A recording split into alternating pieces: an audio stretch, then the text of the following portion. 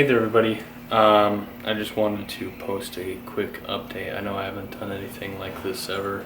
In fact, I think this is probably the first time I've ever really shown my face here on camera.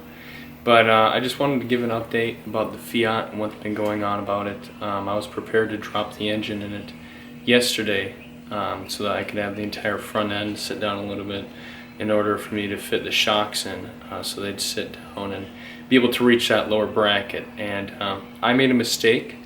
I put in the engine cross member backwards, so when we were trying to drop in the engine, the oil pan was hitting it, and we quickly realized that no, the oil pan was not put in backwards, it was a cross member, and this was no big deal. I just had to take out the springs and flip around the cross member, and I took out the lower control arms and the springs, which that was a little bit nerve-wracking, but I did it. And sadly, I ran into a notorious issue that I knew existed on this Fiat. It's the loose stud issue. On these cars, of course, are notorious for rust.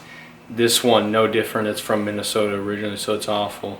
But that engine cross member, where it mounts up into the body, it's not technically the frame. I guess they call them frame rails or something of the sort. There are studs in which you put nuts onto. Those studs can typically become loose over time, and a few of them were loose, but they weren't bad enough where you were not able to fit a nut on. One of them was bad enough where a nut was able to go on, but I couldn't get it back off. And I think that the nut on there may have been stuck somehow. I don't think it's possible that it could have been cross-threaded. But regardless, it's not coming off, and that cross member is being held on there. So right now I'm at the point where, as much as I want to be able to put everything in, I can't. I'm gonna have to wait for a professional. I took an angle grinder and about 30 seconds went at that frame rail, realized that it was some pretty thick metal, and I didn't want to mess with it. I'm not a welder or a fabricator by any means, so I'm going to have to hold off. That's just the fact of the matter, is that you know, as much as I really considered to try to get that one nut off and to put the engine in and just drive it to a professional auto restoration place, you know, brick and mortar place, and have them, you know, deal with it, spend a little bit of money, but, you know, for the safety of myself and anybody else who rides in the vehicle, you know, that's just what would have to be done. But I can't even do that because I can't take this cross member off.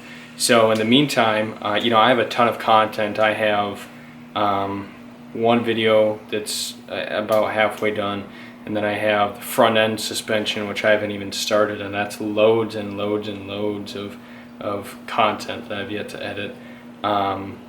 So I guess in the meantime, I'm going to edit videos and probably do some electrical work, maybe do some of it myself, perhaps get a professional out here to really dive into the electrical issues in this car. But I'm sorry, this car was supposed to be on the road by July, and it may still be possible. It may be.